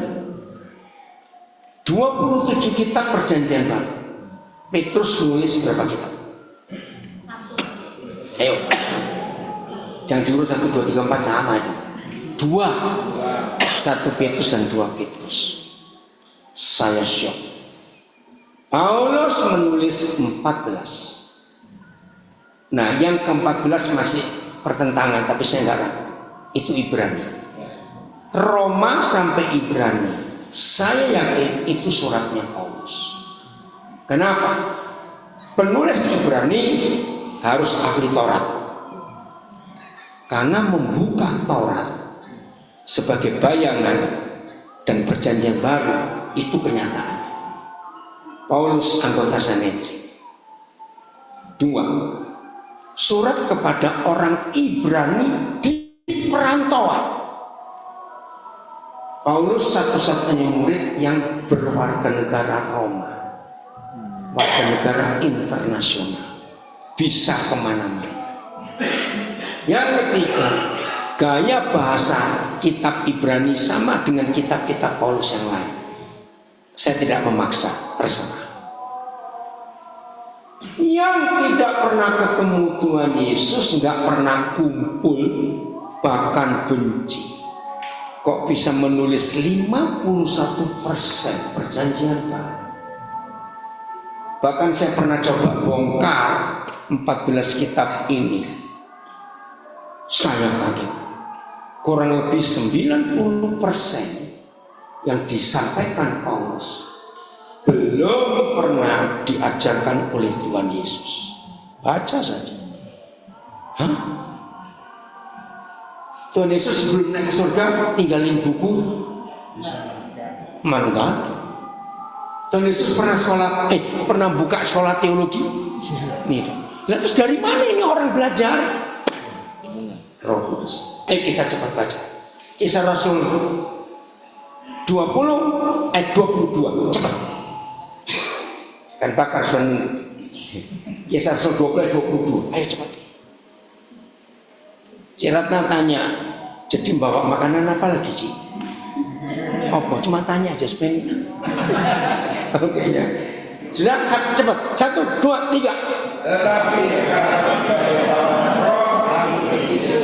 Stop. Supaya nggak panjang. Keluarkan kata tawanan. Ini salah satu kunci mengapa Paulus bisa kenal firman lebih dalam dari Petrus. Karena dia tawanan. Apa kata lain tawanan? Ganti. Ayo mahasiswa beri kata lain. Tawanan. Cepat nih. Tahanan. Sandra. Narapidana dikuasai, dibelenggu, diperbudak, disetir, diatur, disandra. Nah, ternyata Paulus lebih taat pada Roh Kudus daripada Petrus. Kalau Paulus mengakui, aku ini tawanan roh, aku ini budaknya Roh Kudus yang nggak punya hak untuk berkata tidak, boleh saya pakai kalimat ini? Maka Roh Kudus ini mengajar Paulus tentang berapa hal? Segala sesuatu, dan mengajak Paulus untuk menyelidiki segala sesuatu. Yohanes 16 ayat 12. Ternyata Tuhan Yesus pernah punya masa lalu. Wih, hebat sekali. Percaya Tuhan yang benar. Oh, masa Yesus punya masalah? Ini loh masalahnya Tuhan Yesus. Ayo, cepat. Yohanes 16 ayat 12. 1, 2, 3. Masih banyak hal yang harus ulang serentak lah. 1, 2, 3.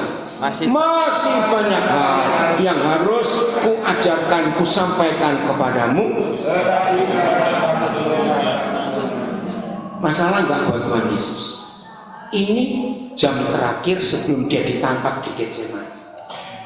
Murid-muridku, bahanku ini masih banyak, tapi waktuku habis.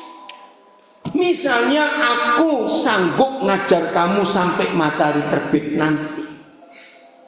Kamu ya yang teler. Kata pertama ayat 13. Nah, stop. Kata pertama kebablasan. Kata pertama. Nah, kata tetapi ini solusinya masalah Yesus.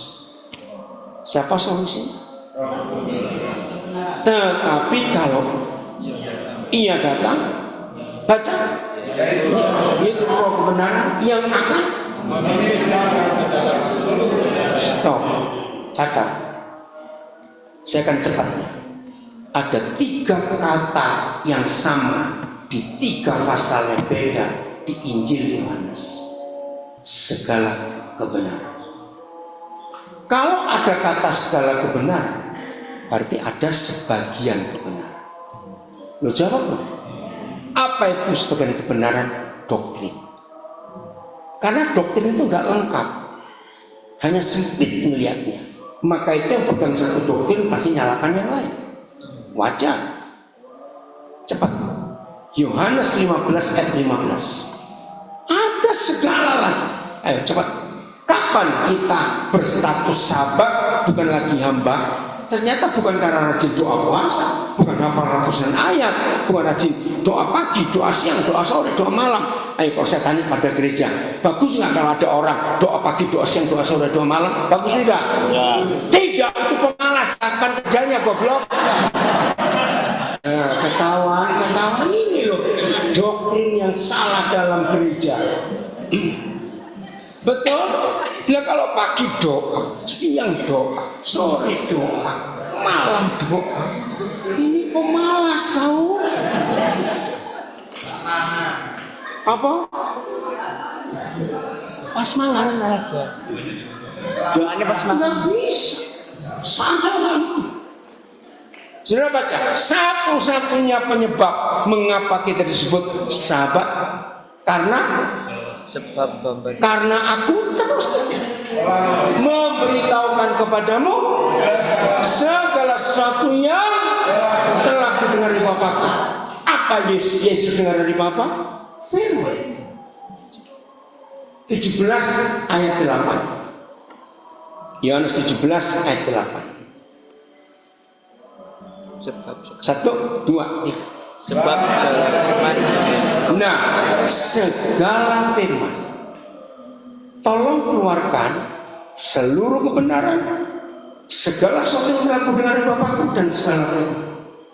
Itu hanya Roh Kudus yang bisa mengajarkan. Lengkap, utuh, komplit, sempurna. Hebat.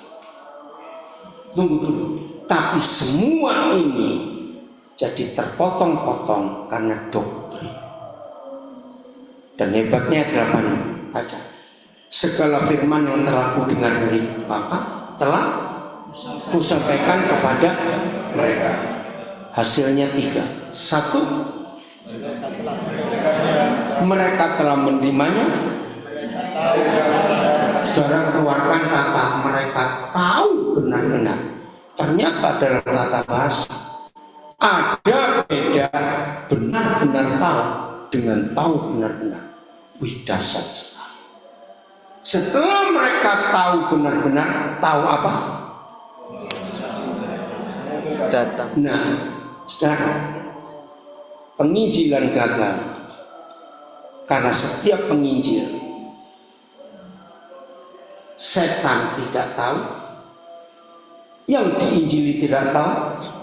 Penginjil ini diutus apa atau bukan? Karena kita bawa surat sinode. Ngerti? Setelah itu yang ketiga, maka Petra cepat. Nah, mereka percaya kita diutus. Nah, Gereja Katolik diutus pakai surat Katolik. Gereja Pentakosta ngutus jembatan pakai surat dari Gereja Pentakosta. Dan ini tidak akurat buat kerajaan setan. Setan hanya akan tunduk kalau kita diutus oleh Yang Maha Besar. Amin. Dan itu hanya terjadi kalau segala firman, bukan dogma, bukan doktrin yang kita sampaikan, utuh, lengkap. Ya, Maron? Oh, sini dong, karena 2 supaya ikut direkam cepat. Ya, pakai mic supaya dengar suaramu pelan. Sini lu. Ini anak. Sini lu. Situ. Wah, ayo cepat. Ya, dua pertanyaan. Dekat sini. Loh, dekat. Satu ini ya. Apa eksesnya kalau semua orang itu selalu belajar dari Roh Kudus? Ya. Dan itu akan memunculkan ketidakpercayaan kepada orang. Padahal orang itu juga penuh Roh Kudus. Yang kedua adalah kenapa Paulus walaupun sudah diberitahu oleh Roh Kudus jangan ke Yerusalem, tapi dia tetap Dia Yerusalem. Dan itu kenyataannya itu memberikan dampak waktu sakit penjara. Kitab-kitab itu ditulis pada saat dia penjara. Ya, itu dia. Karena nurut. Oke? Enggak, kan nurut. Roh Kudus kan melarang Paulus untuk ke Yerusalem. Ayatnya di mana? Iya. Oke, coba nih cari ya. Oke. Izinkan saya agak panjang. 1 Yohanes 2:27 cepat. Ini pertanyaan pertama saya jawab dengan ayat ini. 1 Yohanes 2:27. Bukan kita tidak percaya orang, tapi ini luar biasa. Terima kasih Marlon menanyakan ini. 1 Yohanes 2:27. Nah ini gereja-gereja Pentakosta karismatik yang dididik urapan bertobat. Supaya kita tahu apa itu arti kata urapan. Baca 1, 2, 3. Stop. Keluarkan kata tetap. Artinya apa? Bola-balik atau sekali? Nah, sekali urapan itu. Maka tuh hati-hati pendeta-pendeta yang hobinya setelah ibadah ada doa pengurapan. Ngawur ini. Urapan cuma sekali. Lanjut.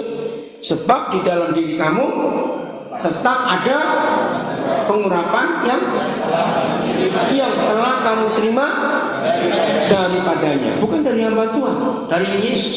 Terus Karena itu tidak perlu lagi diajar. stop. Marlon, ini yang buat Koden kaget sejak awal. Sombong kali, nggak perlu diajar oleh orang lain. Ini rahasia luar biasa. Untung Marlon tanya. Kenapa nggak perlu diajar oleh orang lain? Baca. Tapi sebagaimana Kembali ada kata segala sesuatu. Terus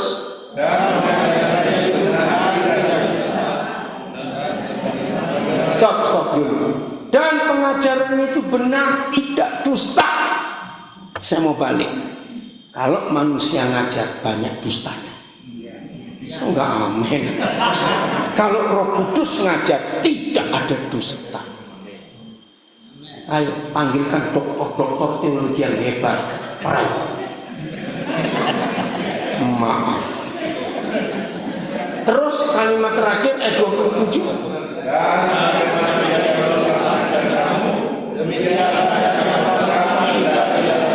Menurut ayat ini pengurapan itu bukan merinding-merinding, kejet-kejet, rebah, goyang-goyang, teriak-teriak, bertobat. Keluarkan satu kata yang sama di ayat 1 ayat ini diulang 4 kali. Kata apa? Nah, saudara baca nggak gitu? Bukan.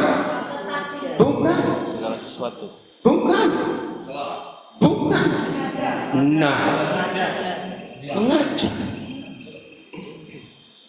Berarti pengurapan itu pengajaran, goblok. Bukan kejet-kejet, merinding, goyang-goyang. Kalau cuma merinding nggak perlu Roh Kudus lewat kuburan malam-malam. Masih kamu merinding. Betul tidak? Maka itu ada orang gini, wih, tadi di ibadah urapannya kenceng loh. Saya tanya kenapa? Ya, terus orang merinding-merinding goyang rebah. Salah. Hari ini ingat 1 Yohanes 2 ayat 27. Pengurapan itu pengajaran. Dan pengajaran itu firman. Bukan buku si A, buku si B. Saya belum puas. Terus kalau nggak perlu diajar orang lain, sombong dong Tuhan. Begini Roh Kudus. Para penemu yang bahasa Inggrisnya inventor, tahu ya? Di Indonesia itu banyak loh penemu. Sehat Sutarja, ini penemu hebat. Saya Sutarja ini kelahiran Jakarta, Gelondong. Tapi sejak SMA dia kuliah di Amerika, sekarang sudah jadi warga negara Amerika. Dia ini orang pertama yang menemukan chip. Maka itu sekarang dia salah satu orang terkaya. Ketika handphone sinyalnya baru 2G, penemu 3G itu Saifullah, orang Kediri. Keren. Nah, saya ini suka mengumpulkan hal-hal ini. Saya kagum pada penemu hebat Indonesia ini. Saifullah menemukan 3G waktu dia menjadi dosen di Melbourne. Ternyata ditertawakan, nggak bisa. Nah, salah satu universitas Jepang mendengar, saya lupa di mana, diundanglah Saifullah menjadi dosen tamu. Jepang menerima 3G, luar biasa. Lalu Amerika mengambil. Sekarang Tiongkok sudah siap yang 7G. Yang nggak mau jadi apa dunia. Nah, saya tanya, para penemu ini belajar dulu baru menemukan sesuatu, atau dia menemukan sesuatu dulu baru jadi ilmu? Nggak usah belajar dari orang. Amin kan? Belajar langsung dari Roh Kudus. Karena para penemu itu nggak pernah belajar apa-apa, tapi nemukan. Ini hebatnya Alkitab. Sekarang mau ngomong apa tentang Alkitab? Lo betul tidak? Lo kok diam saja? Oke, terakhir harus makan. Kejadian 11 ayat 6. Bulan Mei tahun 83. Saya ini kalau ada pewahyuan susah lupa. Karena itu buat saya itu luar biasa. Ayo baca Kejadian 11 ayat 6. Inilah kuantum fisik. Jadi Alkitab ada dulu, baru dunia menemukan. Nikola Tesla adalah orang pertama yang berkata tentang fisika kuantum. Baca sama-sama. Memang nggak semua ayat ini, tapi ada di bagian terakhir. 1, 2, 3, cepat.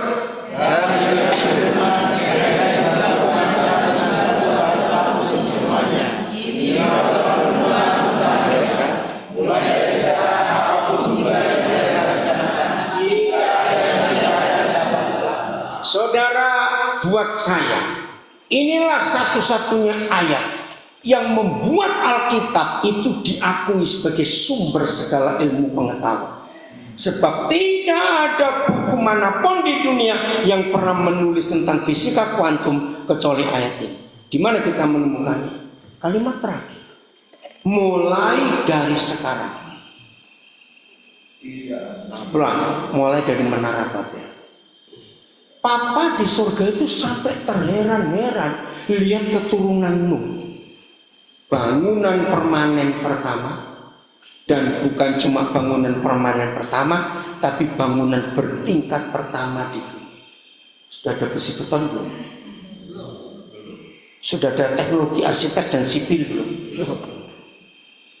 Maka itu ketika mereka buat menara itu, Papa bilang, hebat kali kalian. Lalu firman-Nya, mulai dari menara Babel itu sampai dunia ini berakhir, apa saja yang direncanakan manusia dijamin jangan terlaksana. Saya protes pertama ketika diwahyukan, Papa, kenapa nggak ada kata kecuali? Saya tanya, segoblok-gobloknya maling goblok, berarti goblok beneran. Mungkin nggak dia curi, tapi nggak pakai planning. Lu jawab. Maling aja pakai rencana kok. Dan berhasil. Sketsa dulu tuh. Saya bilang, apa gara-gara firman-Mu ini loh? Narkoba muncul dan semua jenis kejahatan muncul. Karena dijamin ide apa saja di otak kecil kita ini dijamin terwujud. Anak-anak muda kok dengar. Tahun-tahun itu saya khotbah di mahasiswa di mana saja. Kalau ada orang miskin itu pasti pemalas. Kok nggak amin sih? Karena ini jaminan dahsyat. Begitu terkagumnya saya dengan ayat ini, saya itu pakai stopwatch sampai waktu itu. Maaf, saya ingin tahu kekuatan otak saya itu tiap berapa menit keluar satu ide. Maaf, sambil saya bertata di WC pun stopwatch jalan. Waktu itu tahun 83, ternyata saya tiap 3 menit bisa keluar ide baru. Sampai saya ketakutan sendiri. Stop. Sadar? Tunggu dulu. Ini fisika kuantum.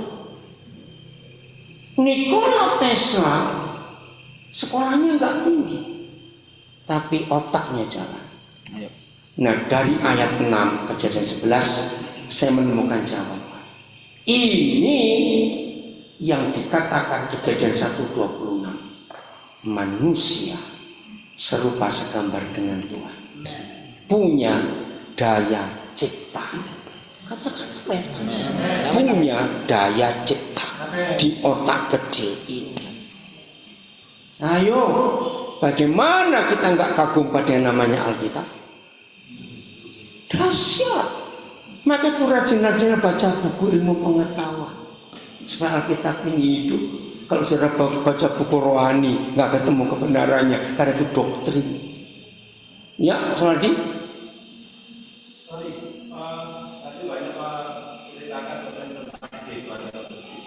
Kehebatan.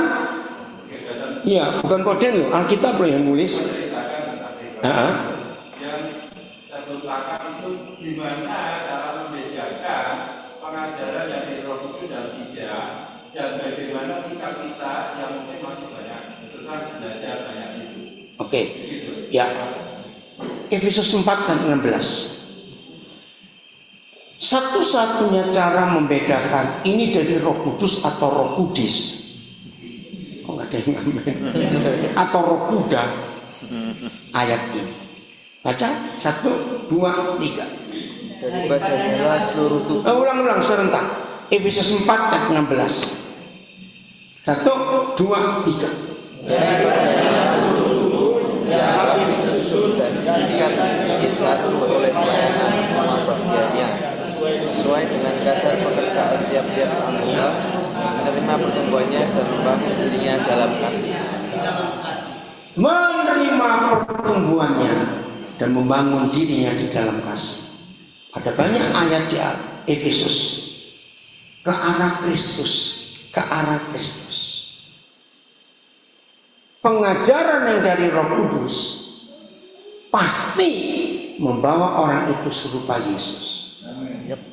Pelajaran yang dari Roh Kudus akan membawa orang itu seperti pendetanya. Kalau kita mendengar jemaat, oh menurut gembala saya, menurut pastor saya, nah itu bukan Roh Kudus. Seharusnya kita semua berkata menurut firman. Itu ciri yang paling jelas. Hari-hari ini bermunculan hamba-hamba Tuhan mengerikan. Jangan dengar khotbah siapapun juga. Nanti takut salah. Padahal dia jahat. Dengarkan saya saja. Hati-hati. Tidak dibawa ke arah Kristus. Setuju saya ngomongin? Ada. Di Medan ada, di Semarang ada, Surabaya ada. Satu pribadi menyedot yang lain untuk tidak boleh dengar. Ini tidak mau sinergi. Kalau sinergi, kasih tahu. Dengar. Siapa percaya fakta? Papa di surga tidak akan mau memberikan seluruh kebenarannya hanya untuk satu sinode, apalagi satu orang. No, amin kan? Amin. Kebenaran Papa bagi untuk anggota tubuh Kristus. Hargai yang lain. Hargai yang lain. Jadi kalau ada gereja yang melarang jemaatnya nggak boleh dengar khotbah yang lain, hati-hati. Itu penyesat. Jelas, selanjutnya minta Roh Kudus menjelaskan. Saya bersyukur Roh Kudus itu luar biasa. Jadi hampir 53 tahun saya hidup hanya karena Roh. Taati dia, aduh indahnya luar biasa. Amin. Ya, yang belum tahu nomor HP saya tanya Pak Uri, dia ketuanya. Tuhan memberkati kita semuanya. Hampir 2 jam ini saya, 1 jam 54 menit. Puji Tuhan. Tuhan memberkati kita semua. Saya serahkan siapa ini saya nggak tahu.